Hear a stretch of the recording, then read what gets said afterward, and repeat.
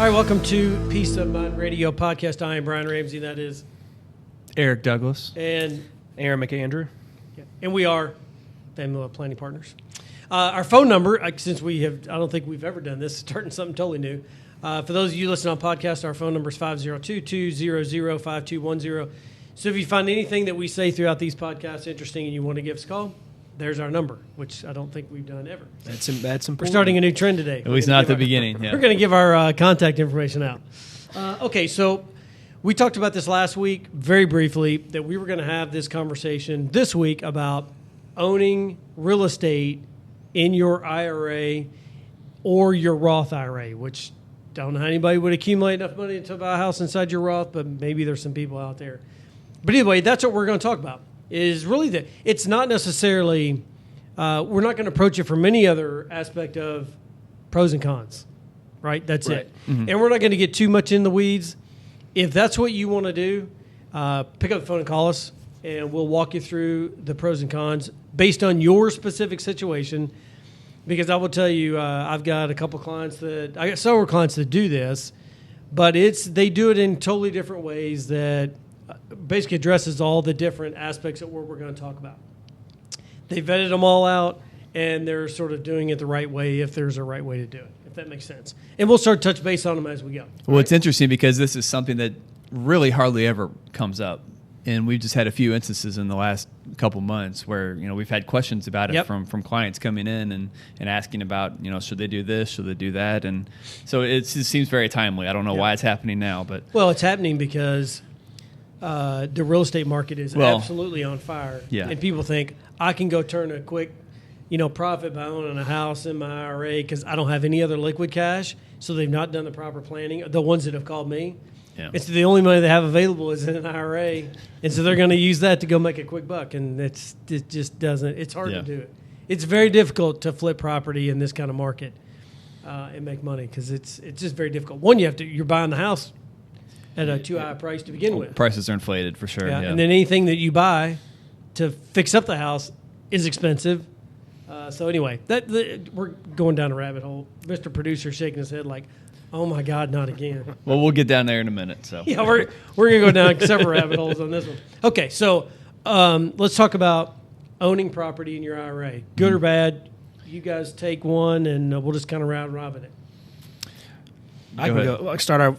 The pros is pretty straightforward. The reason why anyone would want to do it is because either in a traditional IRA they're getting the tax deferment, so they're not having to pay the taxes right now on it. But like a traditional IRA, the taxes would then defer to when you take the withdrawals when you're in retirement. Or on the flip side, the Roth IRA, they don't get the tax deduction that you would get on the traditional IRA, but it's all gross tax-free. So same thing if you owned a property inside of the Roth or a traditional, you're getting the same type of benefit that you would if you held traditional investments, mutual funds, stocks, ETFs, and so on that we all typically see in retirement accounts. Yeah. And if you're flipping houses, so if you flip a house, you buy it for $100, sell it for $200 for simplicity's sake, and you sell it within the first year, you still have short-term capital gains you have to pay taxes on, and if you can defer all of those taxes until obviously retirement, that's attractive. Right. But a con to that, it is attractive, but a con to that is when you buy a house, say for $75, you put $25 in it, you got $100 in it, you turn and voila, you sell for $200, which almost never happens, by the way. Although you hear people that go, oh, that's what I did, and you're like, no, probably not. If you get in their books, it probably doesn't happen that way. I've seen all kinds of half-hour TV shows on TV where it's done. It happens all the time. Come on, Brian. And all those people are on the beach, by the way. You want to live like me? You're not, dude, you're in a hotel. Come on. Yeah. Anyway, but the point being, you don't have access to those profits. Yeah. So if you sell it and you have a gain, you can't just take that gain out and go do something else with it. Well, you could buy another piece of property or invest it like you should, but you can't just take it out and go do something with it. It is a retirement account. It's an IRA. Right. We're talking about using IRA funds, which is an individual retirement account. Right. You're not supposed to touch those until 59 and a half without any type of a penalty, right? So that's one thing you have to keep in mind is, which is another negative, really, right? Yeah, absolutely. Access to the principal. Mm-hmm. Yeah. You can do whatever you want to in there, and it can grow as much as you want in there, but you just don't have access to it. And akin to that is, let's take us back to the exact situation. The real estate market's at all-time highs, right? I mean, It's killing it. Well, what happens when that real estate market goes backwards and you're in a house and you want to get out of that property, your market for somebody wanting to necessarily buy that property is limited compared to if you were in a stock. You can usually find somebody to purchase stocks, bonds, mutual funds, and so on, get them out of there pretty quick. They're pretty liquid. Real estate's not. So so that's goes right along with what you just said. Right. Yeah, I mean, it's great when the housing market's on fire like it has been, even though it's trailed off a little bit. It's still a very good market, at least here in Kentucky. Yep. But that's not always the case, and that's not always going to be the case going forward. And we will have other, I don't want to necessarily say there's an imminent housing crash or anything like that coming, but there's always ebbs and flows to these things. And inevitably, if you get stuck in a pinch and you need access to cash or something, it's a very illiquid investment. Right. Yeah. Yeah, and I'd say that. Well, let me ask you this: why we touched base on it a minute ago, but why do we see clients use their IRA to buy real estate? Well, I usually the clients that I've talked to about it, it's because they've probably read a few finance articles online, and they know real estate. Like maybe they work for real estate companies, they're realtors themselves, they have other investment properties, and I think you mentioned this earlier, they don't have any other excess cash to be able to go after this. And they have a chunk of money sitting in a 401k or an IRA or someplace like that they're looking to do something with, and they think, oh, the housing market's great, I have this chunk of cash over here that I don't have anywhere else. Right. Let's do a self-directed IRA or own real estate within an IRA. Yeah, that's exactly why I see most people as they're not liquid anywhere else, and so the only way they're liquid is through an IRA. And it's like, well, if you do the proper planning, you can become liquid on the other side and be able to take advantage of buying real estate. Now, to that point, this is where I was going with that. If most people are using IRAs because they're somewhat illiquid on the other side, right, on the taxable side, so they have to use their IRA. So let's say client buys a $175,000 house. They got $200,000 in their 401 or IRA. They put $75,000 or $25,000 in it. So they got $200,000. They've maxed out their IRA in this house, okay? Or say it's two houses, whatever you want to do. Now they need to put $20,000 into these homes because the roof is bad or whatever. Limited for what? Well, repairs, and then and then you start getting into tax accounting here because you're out of money in your IRA, so now you're having to use funds outside of your IRA to help make improvements or just take care of regular expenses and things that happen when you own a house, right? And well, what's owned in the IRA, you don't have access to until retirement. That's a retirement account. That's right. However, anything that you add on top of that you add to your investment in a property is taxable. So then you're looking at doing, okay, let's say if you have 75% of your total investment is from your IRA, 25% is coming from your own individual accounts. Well, 75% of that is going to be tax deferred, but you still have to pay taxes on that 25%. And you need a good accountant for that. Yeah. Not that it's impossible, but it becomes super complicated really quick. Yeah. Yeah. I would say the majority of people that get into it don't fully understand the tax implications or ramifications of what they're doing. They just have heard, oh, it's so easy.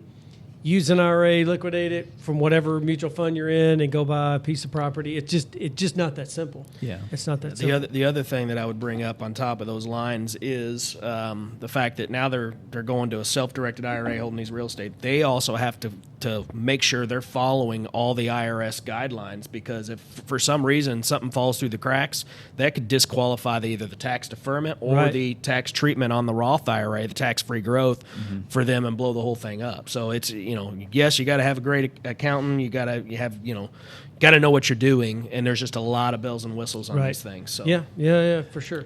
Okay, so you guys, I didn't know about this, but you guys, right before we were shooting this, we were having a conversation around situations we come up with. We've had clients that have owned real estate, and you guys brought up the concept of UDFI. Why don't you explain what that is? So Eric just mentioned a little bit about that before, but basically what that is it's anytime you're bringing assets or any money or something to the table, whether you put your own money in it or you go get a loan out. So, for example, if let's use that same example that he just used on somebody that purchased a $200,000 home, but they have $100,000 sitting in their Roth IRA or whatnot that they're looking to purchase this house with, they can go out and get a loan for the other $100,000.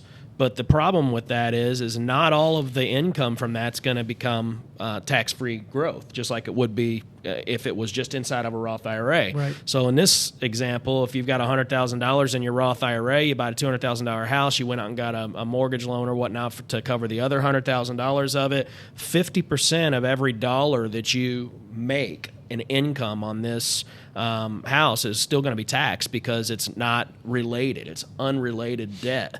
Financing income is what it's called, unrelated debt financing income. So, and it's taxed at, that's still subject to tax because, like Eric was mentioned earlier, that's not being held inside of the IRA. And that's a very, very simple example, right? But most of the time, you're not going to have a 50-50 split right down the middle, right? And especially when you come to the table with your own money that you're making improvements. Well, if you bring, $20,000 to make an improvement to the property out of your own individual accounts, that's taxable. Well, that might raise the value of the investment up, let's say $50,000 after the improvements have been made, and that might cause you to increase the amount of rent.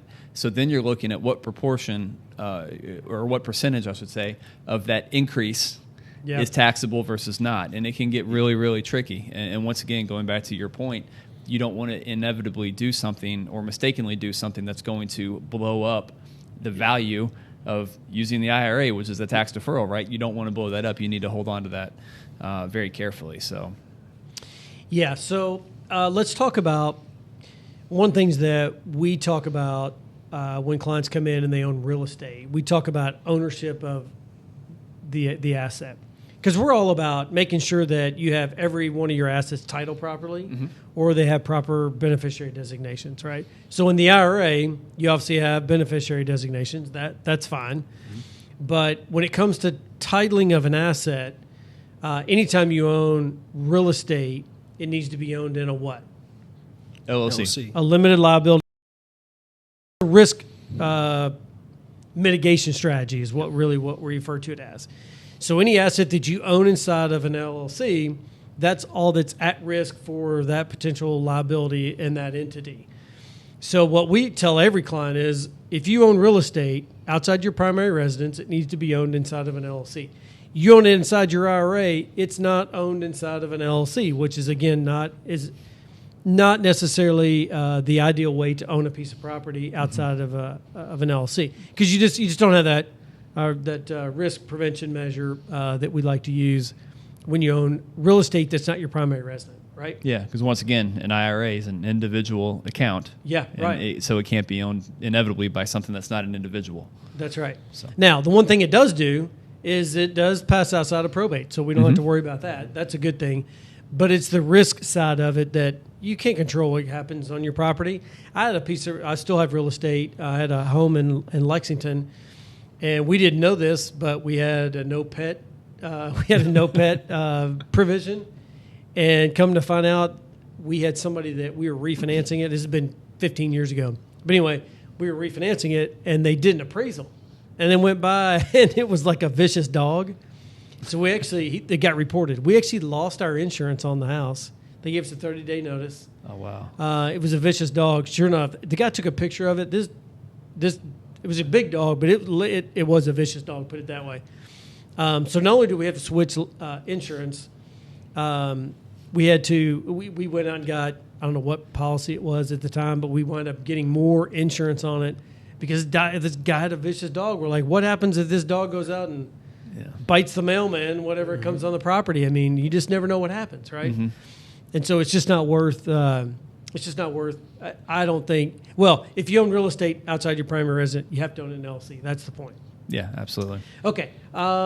Here's the other one that I think is fairly interesting is, and I'm not going to, for those of you that own real estate, you'll know this. If you've never owned real estate, you'll learn to appreciate this if you get into real estate. And that is, if you ever look at anybody's tax return that owns real estate, you would think, why in the world do you ever own real estate? Because no one ever shows a profit, or you hardly ever show a profit. At least not on their tax returns, for sure. Yeah. Well, sure. Just because you can deduct a lot of things, and there's depreciation, there's all kinds of measures you put in place to limit the tax liability on it. You can't do that inside of an IRA. Now, it's all deferred anyway, but you still don't get that longevity of writing things off and having to be able to write certain expenses off like you can, in our property. I don't want to give too much away because my dad's my CPA, and he might get upset. Actually, I really don't know what he does on the tax return. All I know is that we hardly ever show anything we have to report every year. But maybe, I don't know, maybe we're doing things the wrong way. I don't know. But some of the immediate benefits you're talking about that you get from owning real estate, you don't get to receive those immediate benefits, like the write-offs and things like that, because you're getting a much longer-term benefit, which is the tax-deferred growth and obviously generating more retirement income. Yeah. Yeah, and when it's outside of your IRA, there's a lot more flexibility in what you can do with it. Yeah, and how you report things is just I don't know. I will tell you, I'm not a huge fan of owning real estate inside your IRA. Are you guys? Granted, we are investment guys, so it might come across as being a little bit biased or skewed, but generally speaking, no. I mean, the way I view your IRAs well, let me back up a little bit. What I see so many times is the people that are usually most often wanting to do real estate in their IRAs are real estate people. Yeah. And we all know real estate people. And don't misunderstand. I'm not disparaging real estate as a bad investment by any means. I know some really good friends of mine that have done really well utilizing real estate as investments, and they own all kinds of rental properties, and that's a fantastic way to build wealth. And if you know what you're doing, that's really, really great. But that's usually one thing I see with real estate girls, I should say, or folks. That's all they know, and that's what they stick with. Yep. And they don't necessarily know investments, and they'd stick with real estate because, to some degree, they've done well with it. They have reason to believe in it, and they seem to think, probably think that they will continue to do well with it. But what that leads to is a lack of diversification in your portfolio. Yeah. And, real estate, once again, is fantastic, but it's fantastic on this side of your portfolio. This side of your portfolio is generated for retirement income. These are your retirement funds, and they serve a different purpose than, owning real estate in an overall portfolio. Yeah. Not to say that one's good, bad, and different or better than the other, but there's an additional risk when you mix the two, and you're just creating a lack of diversity in your overall portfolio. Eric hit the nail right on the head there. That I was going to say is I agree 100% with everything he just said. Is the biggest issue that I have with it. Most of the time when clients would come or prospects or whatnot, anybody would come to me and say, hey, can we just do this and put real estate inside of an IRA? Yep. The biggest problem that I always have with it is a lack of diversification. Yeah. It is people who are real estate professionals. It could be people who are builders. It could be people who are real estate agents, or just they know the market very, very well. And that's the only people that I would say that it's really suitable for. You got to know real estate very well. But the downside with that is it's the lack of diversification. Right. The market is just not liquid. If, for example, let's take what happened with COVID this past year or two. Look what happened in the market in 2020. We could easily make changes regardless of what was going on in the market to client portfolios to make sure that they stay within their risk tolerance and what their goals are. If we have 100% of our assets tied up into one property and the market goes south at some point in time, how are we getting out of that? How are we making any type of changes? And I'm not saying we need to get out, but how do we got our hands really kind of cuffed and we're tied there. So those are some of the reasons why I don't like it. But if there is somebody that's going to do it, they need to understand it, not only understand real estate, but also understand what all the rules are and guidelines, because they could really be hurting themselves if they go outside the area there. The thing about, so I'll ask you guys this question. The thing about real estate is, what are the two numbers that most people talk about when they invest in real estate? What are the two numbers that you hear? What they bought it, what they bought the house for, and what they sold it for. Correct. And then they immediately equate the difference as, oh, that's my profit, and I made X% on my investment. And it kind of forces you, because they typically are far less liquid than a stock or a bond or just more traditional investments, right? So by nature, houses or real estate is typically going to be a long-term investment. And most people only focus on those two numbers, what you bought it and what you sold it for. They're not as focused on, okay, all the improvements you made throughout the year, what the insurance that you have to pay to carry it, the taxes that you have to pay, down payments, closing costs on real estate loans. I was had a bit of a brain fart there, but you don't think about all the miscellaneous expenses that you incur along the way that actually detract from that actual percentage of gain. So if you're only focused on those two numbers, you miss all the ones that occur along the way. And when you think of it as a long-term investment, over time, it's not just that one number you're focused on. You need to be focused on all the smaller numbers along the way. And some people get so wrapped up in that, I made 50% on this house. Well, did you really? Probably not. And that 50% number seems so high when you compare maybe an annual return in your IRA of 6, 7, 8%, which is really pretty good if you do that over a period of 15, 20, 25 years. That's fantastic. Right. That's a really good return over a long period of time. And overall, that accumulation of gains is going to make a really significant dent or a really significant amount of money for you. But it just doesn't have the immediacy or the shock factor that you will when you buy and sell real estate. Yeah, so you guys really spoke to what I wanted to say about the diversification piece and why I say that I'm not a huge fan of owning real estate inside of an IRA is most people don't have the volume of cash in their IRA to buy a multitude of properties. Typically, it's one or two. So it's nearly no different than buying one mutual fund or one stock or two mutual funds and two stocks. You got one piece of property. And historically speaking, I'm not going to talk numbers because then compliance will never approve this. And probably won't approve it anyway because they don't. No, I'm just kidding. But when you look at the overall historical rate of return of real estate versus being in the market, a diversified portfolio in the market, I would venture to say that you'd find very few periods of time where real estate appreciates faster than the market. I just don't ever. I mean, it happens maybe in small spurts. Like right now in Kentucky, it's really through the middle of 2020 and really it's calmed down a lot now, the real estate market. But let's say for about 6 to 8 months here, it was nutty. Yep.